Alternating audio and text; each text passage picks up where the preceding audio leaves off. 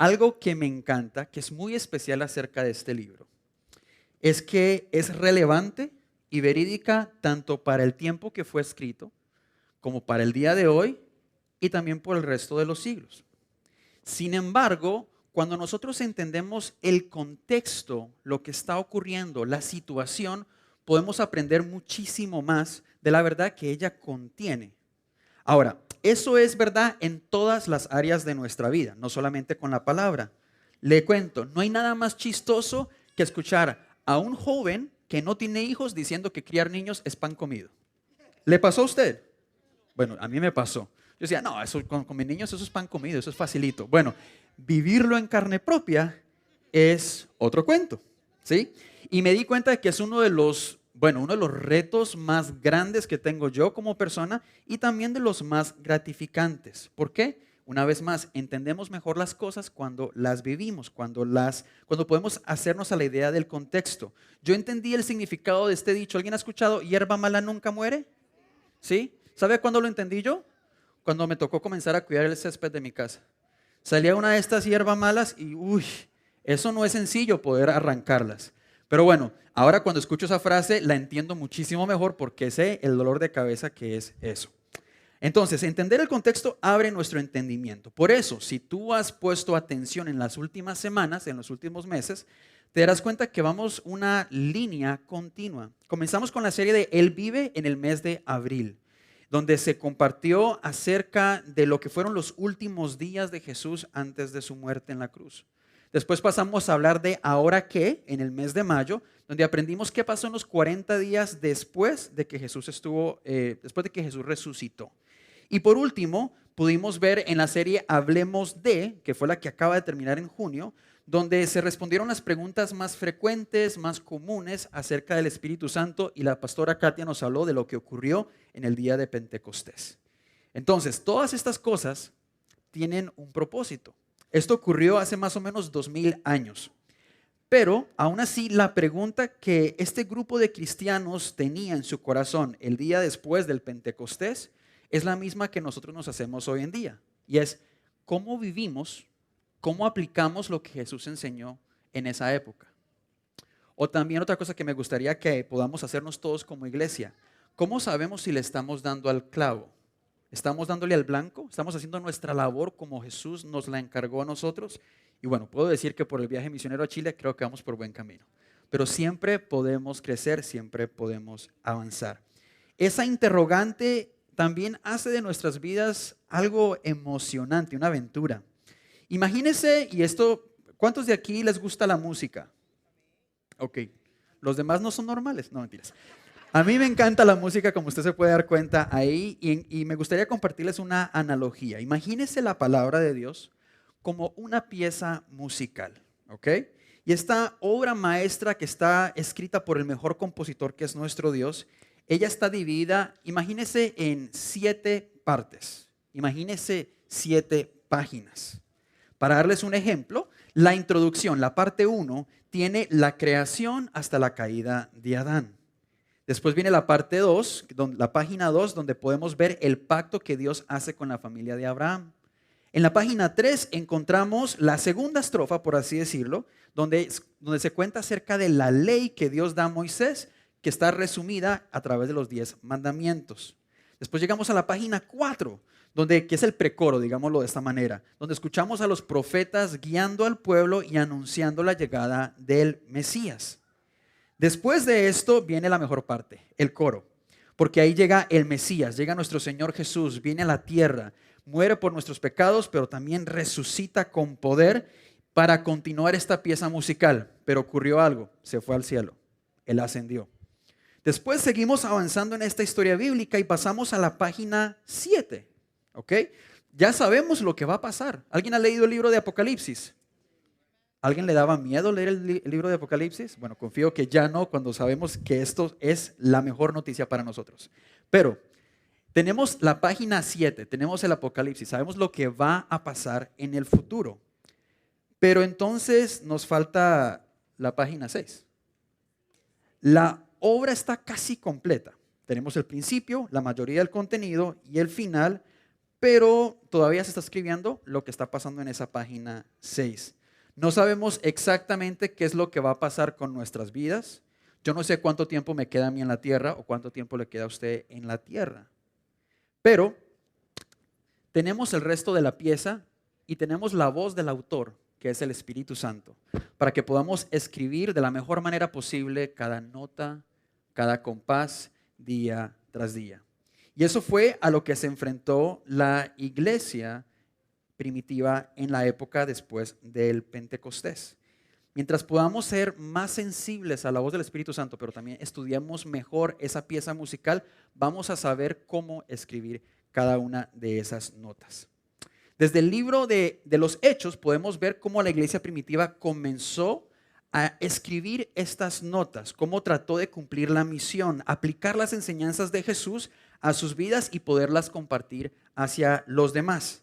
Y mire, lo que comenzó con 3,000 miembros en el 33 después de Cristo, en 300 años, sin redes sociales, sin internet, sin TikTok, llegaron a más de 6 millones de personas. Ahora, lograron cambiar el mundo.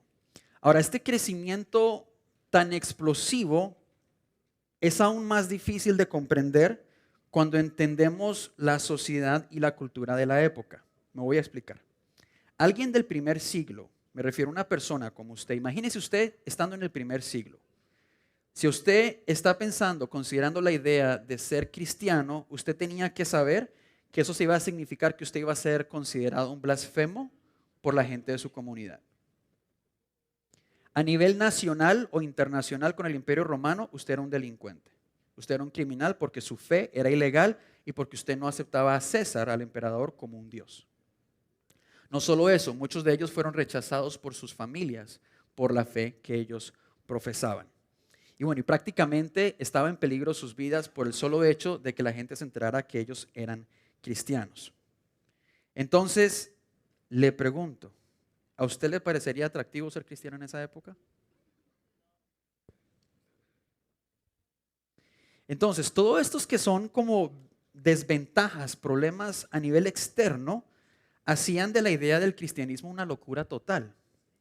Entonces, ¿cómo le hicieron para que tantas millones de personas vinieran a los pies de Cristo a pesar de los riesgos y de las consecuencias que esto iba a abarcar? ¿Qué es lo que hacía de esta locura una idea tan cautivadora, tan atractiva, tan irresistible? La respuesta es precisamente el mensaje del día de hoy. La iglesia iba a contracorriente y su motor era el Espíritu Santo. Lo que para unos era una locura, la palabra nos enseña que en realidad era el poder de Dios. Entonces la palabra de Dios nos da las claves y nos muestra cómo lo puso en práctica la iglesia primitiva.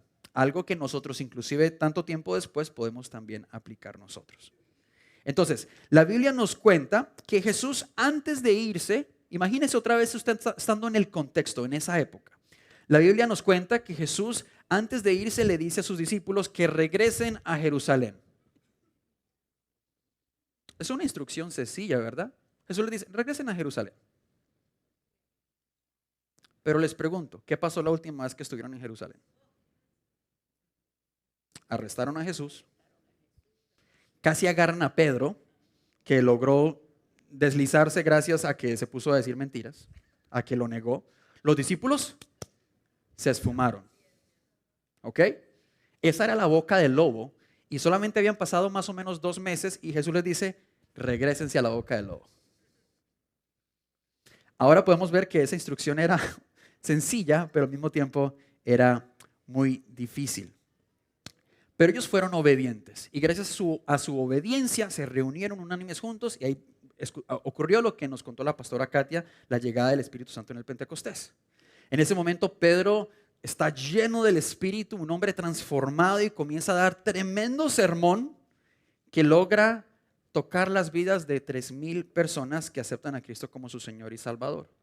Justo después de este evento encontramos las claves que vamos a estudiar el día de hoy. Hechos 2:42 dice, se mantenían firmes, y esto por favor resáltelo ahí en su Biblia, en su mente, se mantenían firmes en la enseñanza de los apóstoles, en la comunión, en el partimiento del pan y en la oración. Repito, en la enseñanza de los apóstoles, en la comunión, en el partimiento del pan y en la oración. Estos eran valores que no se negociaban. En otras versiones podemos decir, se dice que perseveraban en estas cosas o que les era de suma importancia.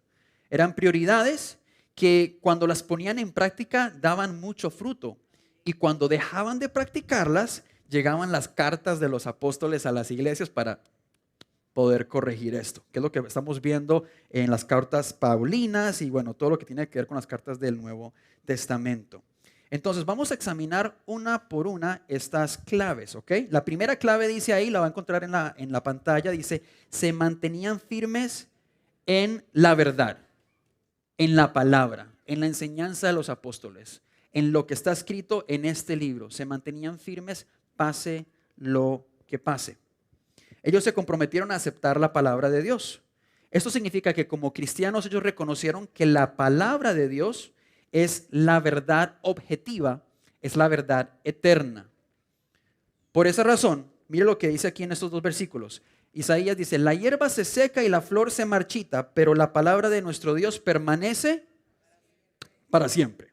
O sea que mis opiniones van a morir cuando ya sea el momento de que yo parta. Pero ¿quién se mantiene? La palabra. Entonces, ¿qué tiene más importancia? ¿Mi opinión o lo que está aquí? La palabra. ¿Lo que me convenga o lo que está aquí? La palabra. ¿Lo que acepte la sociedad o lo que está aquí? La palabra. Es más, Jesús mismo dice, el cielo y la tierra pasarán, pero mis palabras jamás pasarán. ¿Ok? ¿Cuántos creen eso? Ok. Si usted dijo amén, que significa sí, es así, entonces debería estar esa convicción de que la palabra es objetiva y por lo tanto esto nos va a dar tres efectos. Primero, si usted dice que esto es la verdad objetiva de Dios, la tengo que estudiar. ¿Por qué? Porque mi inteligencia, mi sabiduría, mis capacidades, a comparación de este libro, son muy limitadas. Por lo tanto, yo no puedo arriesgarme a ser esposo, yo no puedo arriesgarme a ser padre, yo no puedo arriesgarme a ser líder, no puedo arriesgarme a ser un amigo, no puedo arriesgarme a ser un hijo de Dios si no tengo la guía que es la palabra de Dios, si estoy improvisando continuamente. Eso es un riesgo grandísimo porque hay mucha gente que también está detrás de mí, comenzando con mi familia. Segundo, si esta es la palabra objetiva, la verdad objetiva, significa que voy a obedecerla. Voy a actuar conforme a lo que ella está escrito. Y aquí tengo unas cuantas frases. Me guste o no, me convenga o no, le guste a los demás o no, sea lo que la sociedad haga o no, sea que me cancelen o no, que es una palabra muy popular el día de hoy, sea fácil o no. ¿Cómo reaccionamos nosotros cuando encontramos un texto, un versículo que nos confronta, que nos reta, que nos desafía? ¿Cuál es su reacción? Algunos dicen, no, esa palabra no es para mí, voy a cambiar la página. Pero lo que un cristiano de verdad va a hacer es que va a pedirle a Dios, yo estoy en desacuerdo con esto, lo cual significa que yo estoy equivocado. Por lo tanto, tengo que pedirle a Dios que moldee mi carácter y me ayude a vivir conforme a lo que ella está escrito. Ese es el significado de la obediencia real a la palabra. Y tercero, si es la verdad objetiva para mí, para mi vida, entonces voy a buscar la forma de aplicarla día tras día. ¿Por qué? Porque no se trata de cuántos versículos tenga yo memorizados. Se trata de qué tanto los demás pueden ver a Jesús cuando me ven a mí. Qué tanto escuchan a Jesús cuando me escuchan a mí. Qué tanto ven a Jesús cuidando de la iglesia, dependiendo de cómo yo cuido hasta mi propia esposa. Todo eso es importante.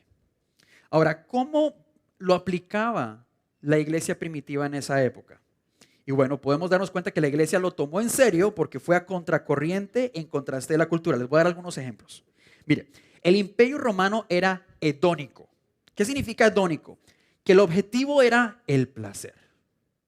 Nada parecido a lo que vemos hoy en día, ¿verdad? Sin importar lo que costara, a quien tuviera que pasarle por encima o lo inmoral que pudiese ser, si me daba placer, valía la pena. Así es como según ellos se conocía a Dios. Existía una doble moral porque se esperaba que la mujer fuera fiel a su marido, pero el hombre podía estar con quien quisiera. Siempre y cuando fueran las clases menores, porque había clasismo en esa época también. En cambio, la iglesia, a diferencia de la cultura, demandaba pureza sexual y fidelidad de ambas partes. Ya no había más doble moral. El compromiso del matrimonio era hasta la muerte y la fidelidad era parte esencial de ese compromiso.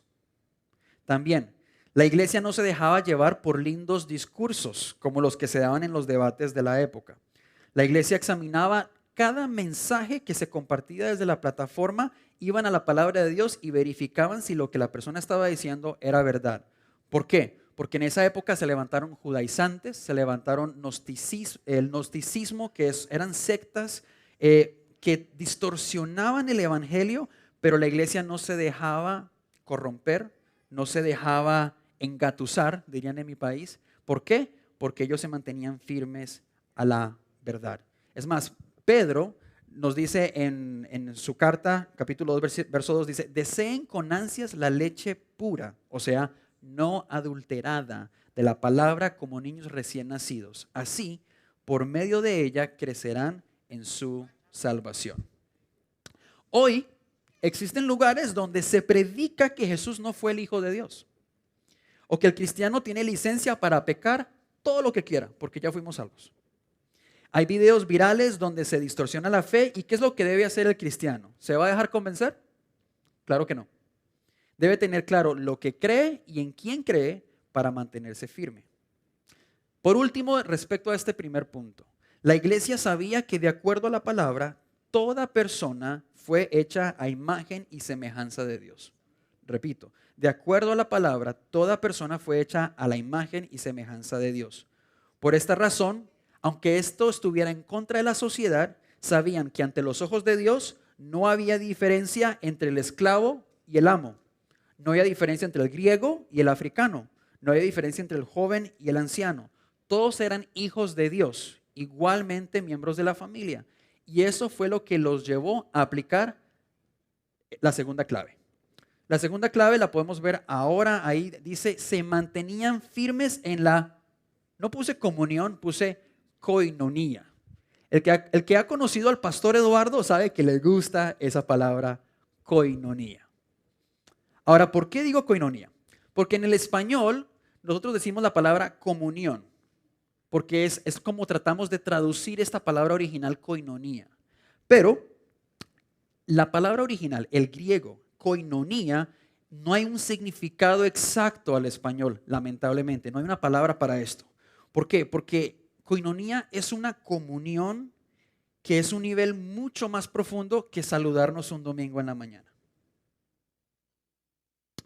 Era una unión espiritual y emocional inquebrantable.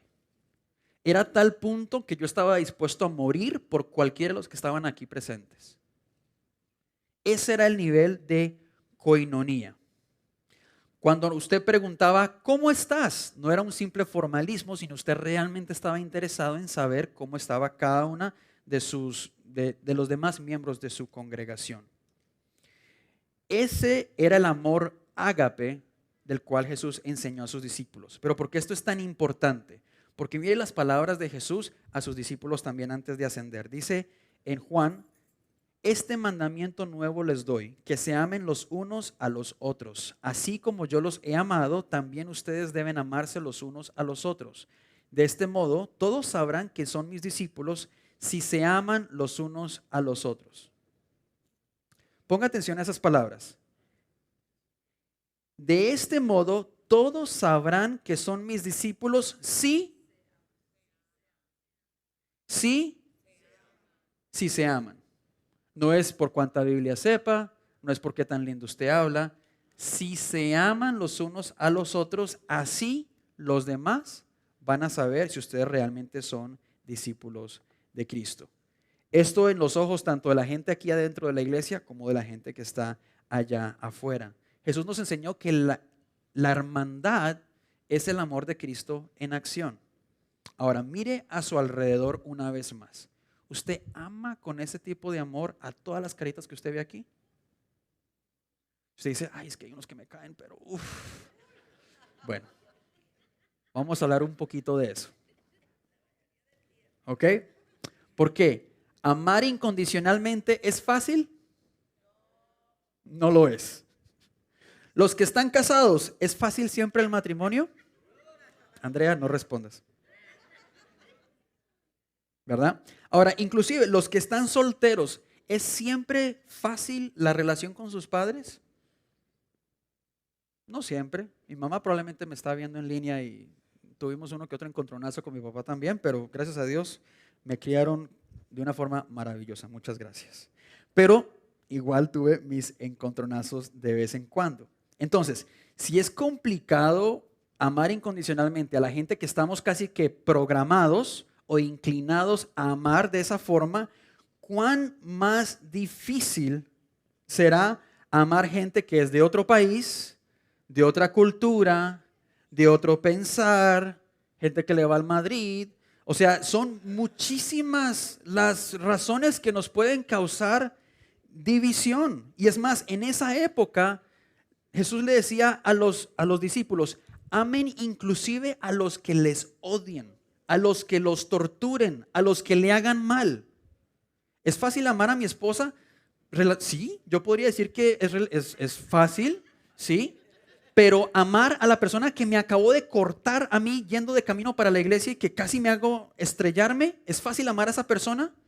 ¿Qué pensamiento está en su mente? Que Dios bendiga a esa persona. Probablemente está con afán para llegar a la iglesia para escuchar la palabra del Señor. Yo no sé. O usted piensa en la mamita de la persona. Yo no sé. Yo lo que confío es que podamos darnos cuenta de que este amor que Jesús dice, esto no es el amor que se consigue allá afuera. Esto no se puede fabricar de otra manera. Por esa razón creo yo que Jesús no lo dejó como una recomendación. Dijo, un mandamiento nuevo les doy. O sea, Jesús nos da la opción. Si realmente crees que esto es verdad, es una orden. Me duela, esté de acuerdo o no, voy a amar a los demás, como dicen en inglés, no matter what, sin importar lo que ocurra o las consecuencias. Entonces, el mundo de esa época la tenía complicada porque estaba lleno de discriminación. Los judíos despreciaban a los samaritanos. Los judíos les llamaban perros a los samaritanos. Consideraban al extranjero como una persona indigna y los marginados como los enfermos y las viudas eran un estorbo para la época. Es más, el clasismo era normal porque ser ciudadano romano te daba beneficios que no tenía el resto de la población. Por esa razón a Pablo no lo crucificaron, porque Pablo era ciudadano y a los ciudadanos no se les crucificaba. Entonces, la esclavitud también era algo normal. Entonces, en esa época habían más razones para dividirse que para tolerarse. Y aún así la iglesia logró romper el molde. Se fue a la contracorriente al lograr reunir gente de toda nación, de todo trasfondo, de toda etnia. ¿Para qué? Para poder ser un solo cuerpo. Ese amor fue lo que convirtió a la iglesia en algo tan atractivo, tan diferente, tan cautivante. El hecho de que un esclavo pudiese llegar a la iglesia y sentirse digno, que le apreciaban, que no tenía que simplemente seguir órdenes y ya. El hecho que una persona que era segregada, que era odiada, que era discriminada, pudiera llegar a este lugar donde todo el mundo le trata bien, donde el pastor le abraza como si fuera su mejor amigo. Eso no se encontraba allá afuera, solamente estaba exclusivamente encontrándose aquí dentro de la iglesia. Era una revolución de paz. Eso, creo yo, le mueve el piso a cualquiera. Ahora, ¿qué es lo que nos puede dañar esa comunión? Porque quizás tú dices, yo quiero tener esa comunión, pero ¿y cómo le hago para que no se me vaya a ir para el otro lado? Bueno, el enemigo más grande de la comunión es el ego. ¿Ok? El ego, el famoso yo, del que se habla mucho aquí, ¿verdad? ¿Por qué? Porque el ego me lleva a compararme con los demás. Y pregunto, ¿compararme con los demás lleva a algo bueno? No. ¿Por qué? Porque si me comparo con alguien, digamos que me voy a comparar con Eddie. Si yo me siento más que Eddie porque me comparé con él, me lleno de orgullo. Y si me comparo con Eddie y me siento menos que Eddie, me voy a llenar de envidia.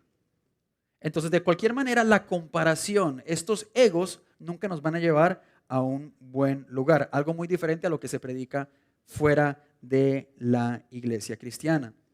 Entonces, el ego también me lleva a buscar mi comodidad.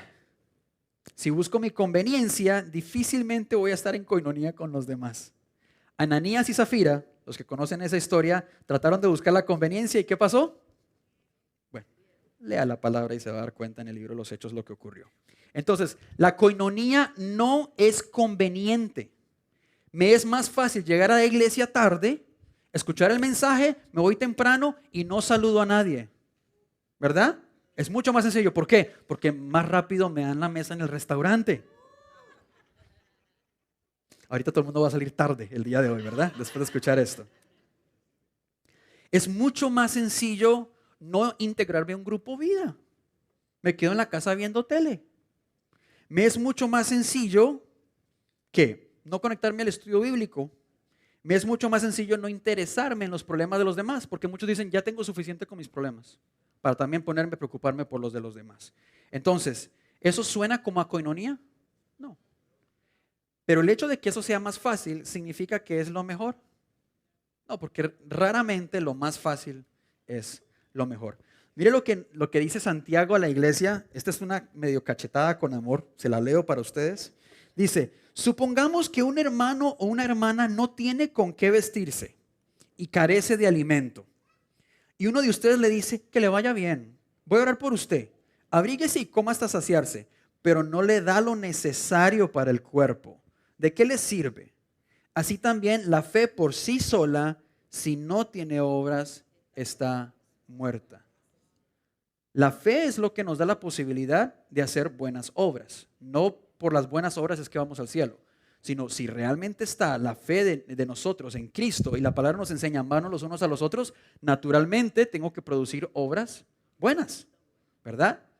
Y creo que tiene mucho sentido. Es como una persona que le llama y le dice, mire, es que estoy mal, no tengo ni para almorzar, y usted tiene el dinero para poderle dar, y usted le dice, voy a estar orando por ti, Dios te bendiga. Sí, es muy bueno poder orar, pero también es bueno ser instrumentos para llevar esa oración a la práctica. Entonces, si realmente nos interesamos los unos por los otros, cuando escuche yo de una necesidad de otra persona, voy a buscar la forma como pueda yo aportar un granito de arena. Sea lo que sea, yo no estoy diciendo solamente en el tema de recursos financieros, pero de invitarlo a un almuercito, que venga a la casa. Lo siento que está como muy solo, no tiene familia aquí en Estados Unidos. Bueno, pues hagámoslo sentir de la familia, ¿verdad? Eso por lo menos para mí es algo muy bonito cuando me invitan, no muchos me invitan, pero los que me invitan a sus casas, es muy bonito poder compartir con eso. Y las conversaciones siempre son magníficas, ¿sí? Pero tenemos que hacernos vulnerables, invitar gente a la intimidad de nuestro hogar. Pero créame, fue un mandamiento que Cristo nos dio, por lo tanto debemos también ponerlo en práctica. Entonces, tenemos que también, así como amamos, también tenemos que servir. ¿Por qué? Una vez más lo repito, no es fácil hacer esto, pero el Espíritu Santo de Dios es quien nos capacita para poder amar de esa manera. Quiero darles algunos ejemplos de cómo la iglesia primitiva lo hizo en esa época. En esa época no habían vacunas. No habían boosters, no había nada de esto. Por esa razón, cuando llegaba una plaga en esa época, ellas acababan con la ciudad entera. Y cuando toda la gente huía, ¿sabe quién se quedaba? La iglesia. La iglesia se quedaba a cuidar de los enfermos, a orar por los enfermos, a alimentar a los enfermos, aun cuando ellos estaban poniendo en riesgo sus propias vidas. Solamente la iglesia hacía esto. También, la iglesia en Roma, podemos darnos cuenta por lo que nos cuenta la historia, de que para más o menos el siglo III, ya la iglesia se encargaba del cuidado de 1500 viudas y personas pobres. Esto llevó al punto que el emperador Julián, romano, que no estaba a favor del cristianismo, estaba totalmente en contra, tuviera que admitir, y leo lo que él dijo. Dice,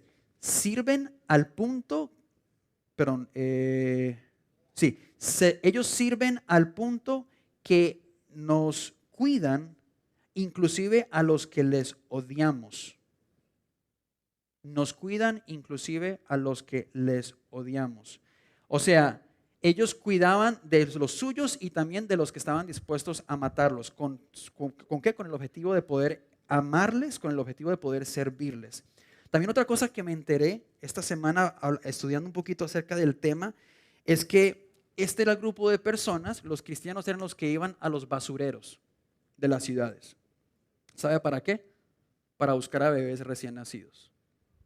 En esa época, si nacía mujer y querían que fuera varón, tírelo. O si nacía un poquito enfermito, tírelo. O si no nacía como yo quería, no era el momento correcto, tírelo. ¿Y qué hacía la iglesia en esa época? Se iba a todos los basureros buscando bebés, adoptándoles, cuidándoles, amándoles y criándoles como si fueran parte de la familia. ¿Quién hizo esto? La iglesia. ¿Era fácil? No, era muy complicado. Imagínese usted alimentar 3 boquitas y se encuentra 2 bebés. De 3 a 5 el cambio es brusco, pero sabían que era la misión que Dios había puesto para ellos. ¿Qué diferencia? O sea, ese mover ahora tiene sentido porque la gente se interesaba tanto en la iglesia en esa época, ¿verdad? Solamente el Espíritu Santo me da el poder para morir a mí y dedicarme a amar a los demás. No porque sea fácil, sino porque es lo que dice la palabra. Mire lo que dice en 1 Pedro 4, y es sorprendente que lo está diciendo Pedro. Recuerda Pedro, el mocha orejas, el que negó, el egoísta, el que quería ser el que mandaba sobre todos. Mire lo que dice Pedro. Sobre todo, este es un Pedro mucho más maduro, ¿no? Sobre todo, ámense los unos a los otros profundamente, porque el amor cubre multitud de pecados. Lo sabía él por experiencia. Practiquen la hospitalidad entre ustedes sin quejarse. Cada uno ponga al servicio de los demás el don que haya recibido, administrando fielmente la gracia de Dios en sus diversas formas. El que habla, hágalo como quien expresa las palabras mismas de Dios. El que presta algún servicio, hágalo como quien tiene el poder de Dios. Así Dios será en todo alabado por medio de Jesucristo, a quien sea la gloria y el poder por los siglos de los siglos. Amén. Qué lindo versículo. El amor fraternal. ¿Y quién lo dice? Pedro. O sea que si usted necesita un testimonio del poder de Dios, mire, ahí está. Creo que difícilmente va a encontrar uno mejor. 3. También se mantenían firmes en compartir el pan. La iglesia ya tiene casi 2000 años de su existencia. Estamos haciendo, imagínense esto, estamos haciendo servicio en un continente que ni se sabía que existía en esa época. Tenemos internet, tenemos electricidad, tenemos muchos beneficios, o sea, muchas cosas han cambiado. Ustedes llegaron en vehículos a más de 60 millas por hora. Uno que otro llegó a 80 millas por hora y el angelito se le quedó atrás tratando de alcanzarlo. Pero de todas maneras, algo que nos une a los cristianos de esa época, como los de aquí y los que están en África, en Asia, es que todos todavía al día de hoy seguimos compartiendo el pan y compartiendo el vino. Hay algo especial, hay algo muy importante acerca de esta tradición, acerca de este mandamiento que Jesús le dio a sus discípulos antes de ser crucificado. Mire, hacer esto es recordar de la manera más sencilla, que hasta los niños pueden entender, el poder del evangelio. Recordar que la noche que Jesús fue traicionado, compartió el pan en señal de su cuerpo que fue quebrantado por el peso de nuestros errores, y el vino que representó el nuevo pacto de perdón y reconciliación a través de su sangre. Esto es algo que la iglesia ha hecho desde su inicio y lo vamos a seguir haciendo, nos dice la palabra, hasta el regreso de nuestro Salvador. También que es algo muy especial acerca de esto, que nos enfoca en lo que realmente importa. Dios a mí me ha dado cosas muy lindas, muy importantes, pero lo más importante es tener presente que todo lo que hacemos y quienes somos comienza y termina con el hecho que podemos llamarnos hijos de Dios. Para mí no hay nada más importante que eso. Y eso fue solamente imposible gracias a Jesús. En ese momento que se comparte la cena del Señor, todos somos iguales. El pastor recibe el vino y el pan y el recién llegado recibe el vino y el pan. En ese momento, yo soy tan inmerecedor como los que están en cualquier lugar aquí. Todos teníamos una deuda imposible de pagar. Todos nos habíamos equivocado, pero todos también recibimos la oportunidad de agregarnos a la familia a través del sacrificio que Jesús hizo. Y para mí eso es algo muy especial. Y cuando estamos todos compartiendo esto mismo, nos damos cuenta que lo que realmente importa es eso. Que podamos enfocarnos en nuestro Dios, poder enfocarnos en su llamado, en su propósito para nosotros y repetir lo que hizo Pedro en el 33, nosotros seguirlo haciendo hoy en el 2022. Y por último, punto 4, se mantenían firmes en la oración. ¿A cuánto le gusta orar? ¿A cuánto le gusta orar? Ahora sí, ya mejor. Ok. Ahora, continuando la historia de los apóstoles, le pido que otra vez se imagine, regrese a esa época. Después de la conversión de los 3000, Pedro y Juan se encuentran en su camino a un hombre lisiado de nacimiento, no podía caminar. Él les pide dinero y aquí es donde escuchamos la famosa frase de Pedro que dice, no tengo plata ni oro, pero lo que tengo te doy. En el nombre de Jesucristo de Nazaret, levántate y anda. Este hombre se para y salta de alegría por primera vez en sus más de 40 años de vida. Imagínense la reacción de la gente, con la boca hasta abajo, atónita. ¿Por qué? Porque la última vez que vieron algo así fue cuando estaba Jesús haciendo milagros, pero Jesús ya no estaba. Ante la reacción y el desconcierto de la gente, Pedro ahora viene y aprovecha y da su segundo sermón. Antes se convirtieron 3000, ahora se convierten 5000 más aceptan a Cristo. Todo parece ir viento en popa, ¿verdad? Todo parece ir súper bien. Pero ¿qué ocurre? Arrestan a Pedro y a Juan inmediatamente. Nosotros leemos el capítulo y pasamos al siguiente capítulo y seguimos leyendo como si no tuviera significado. Le pregunto, la última vez que arrestaron a alguien, ¿qué pasó? Antes de Pedro y Juan, ¿quién fue el último que arrestaron?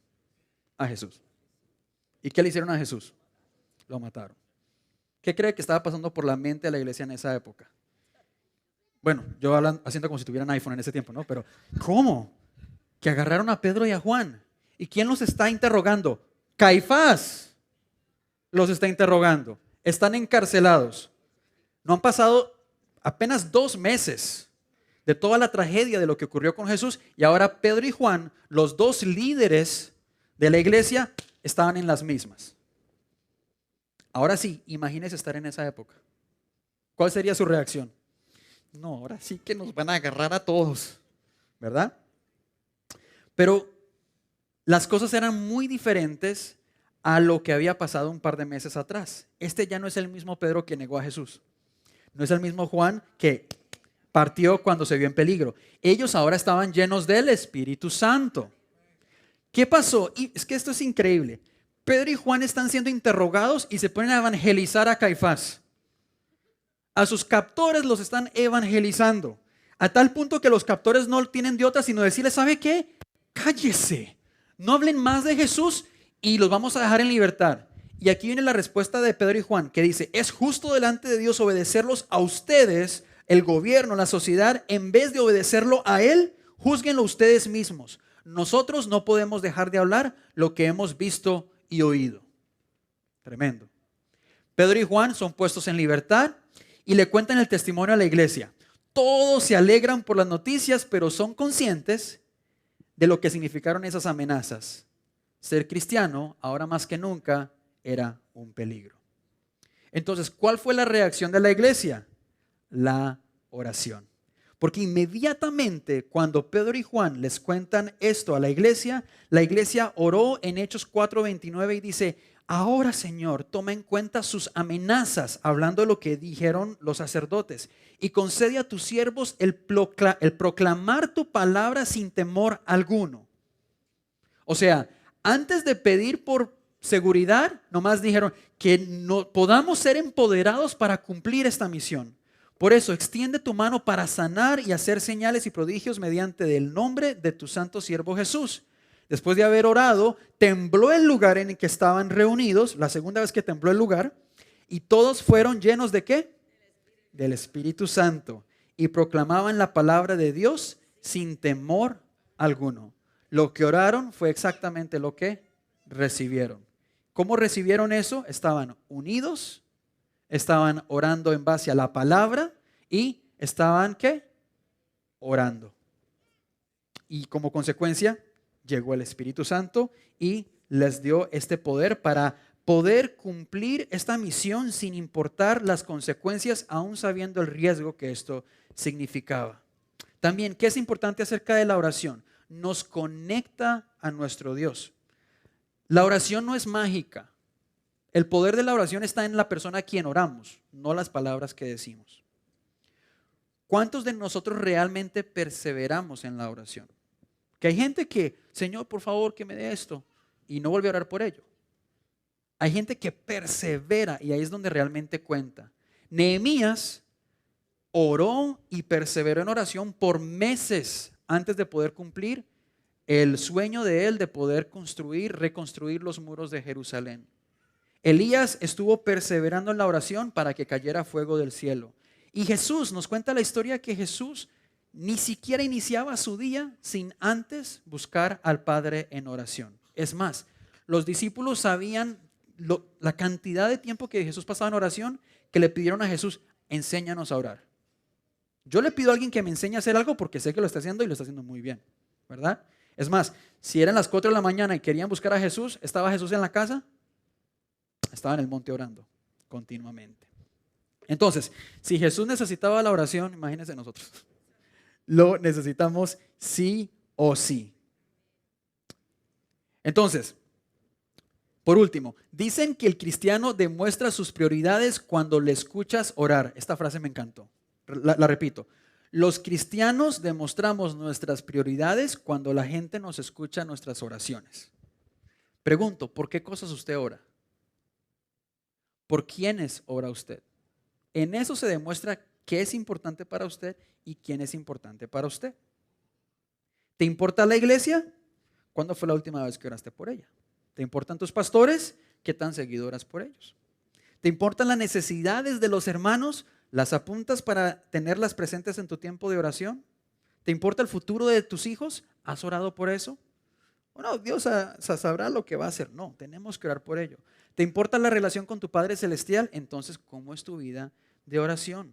La búsqueda en oración comunitaria tuvo un impacto profundo en la iglesia primitiva. Miren lo que ocurre en estos textos, en Hechos 4:32. Dice, todos los creyentes eran de un solo ¿qué? Sentir y un solo pensar. Nadie consideraba suya ninguna de sus posesiones, sino que las compartían. Los apóstoles, a su vez, con gran poder, seguían dando testimonio de la resurrección del Señor Jesús. Imagínense eso, cada uno está cumpliendo lo que Dios ha puesto en sus corazones. La gracia de Dios se derramaba abundantemente sobre todos ellos, pues no había ningún necesitado en la comunidad. ¿Por qué no había necesidades? No, porque se compartían todo entre ellos. Quienes poseían casas o terrenos los vendían, llevaban el dinero de las ventas y lo entregaban a los apóstoles para que se distribuyera a cada uno según su necesidad. ¡Wow! Imagínense que la gente hablara así de la iglesia Northwood. Qué lindo sería, ¿verdad? Ahí está el poder. Orar nos une con el Padre, nos une entre sí, nos une a los propósitos de nuestro Dios y nos une al poder de su Espíritu para ser obedientes a la verdad, para amarnos sin condición, para proclamar el Evangelio y para ser uno en Cristo. Ahora, para cerrar, me gustaría que regresemos al ejemplo de la pieza musical. Recordemos la pieza musical. 7 partes, sabemos de la 1 a la 5 y la 7 y la 6 es donde estamos ahorita nosotros. En la 6ª parte de la historia está lo que estamos escribiendo juntos. Y hay asuntos de los cuales no hay un versículo exacto para saber qué hacer. Por ejemplo, usted puede buscar en Génesis cómo filtrar el contenido de lo que usted ve en su teléfono. No hay un texto específico al respecto. No hay un texto que nos diga exactamente cómo va a ser la iglesia dentro de 50 años. No hay un texto que nos diga exactamente cómo vamos a responder a las ideologías que se están levantando en este día. Pero sí tenemos a nuestra disposición las vivencias de la iglesia primitiva que se toparon también con temas difíciles de responder, como por ejemplo, ¿cómo cuidamos a los marginados? Imagínese esto, ¿cómo se hace un viaje misionero? Nosotros sabemos de cómo hacer viajes misioneros por lo que aprendieron la iglesia primitiva, pero ¿quién le enseñó a la iglesia primitiva eso? Jesús no salió de Israel. Bueno, estuvo en Egipto, pero no salió de Israel. Entonces, así podemos darnos cuenta de que ellos también tuvieron varias preguntas, varios desafíos de los cuales ellos no tenían una respuesta continua. Ellos no sabían cómo vivir en un imperio pagano. No sabían cómo compartir el evangelio con la gente que no hablaba su idioma. No había Google Translate en esa época. Y tampoco no sabían cómo ser fieles en medio de tanto sufrimiento. Pero ellos pusieron en práctica esas 4 claves que aparecen en la pantalla. Se aferraron a la verdad, se cuidaban entre sí en coinonía, compartían el pan recordando a su Redentor y como un cuerpo oraban para que el Espíritu Santo pudiese guiarlos a toda verdad y al cumplimiento de la misión. Fue una misión que ellos alcanzaron y ellos cumplieron exitosamente, porque a pesar de las torturas, a pesar de las pruebas, a pesar de las dificultades de la época, gracias a lo que ellos hicieron, hoy nosotros, siglos después, tenemos esa verdad en nuestros corazones. Ahora, ¿qué pasa?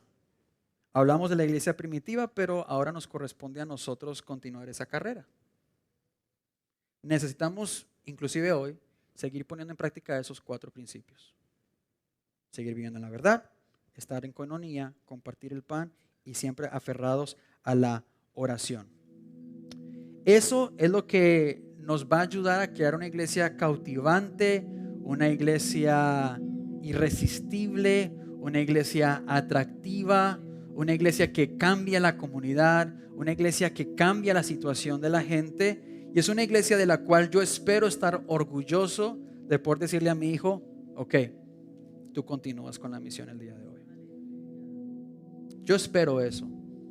Qué lindo sería poderle dar a la siguiente generación una iglesia más sólida, más fuerte, más cercana a la visión de lo que Jesús puso en los discípulos en esa época. Amén.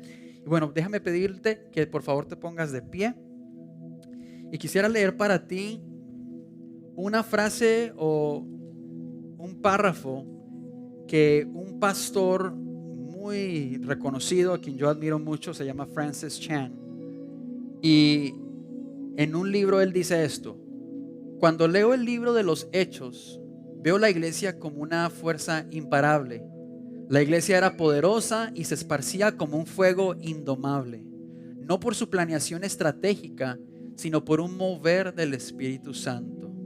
La persecución, la tortura, la pobreza, ni cualquier otra prueba podía pararla. ¿No debería ser ese el tipo de iglesia de la cual nosotros anhelemos ser parte? Amén.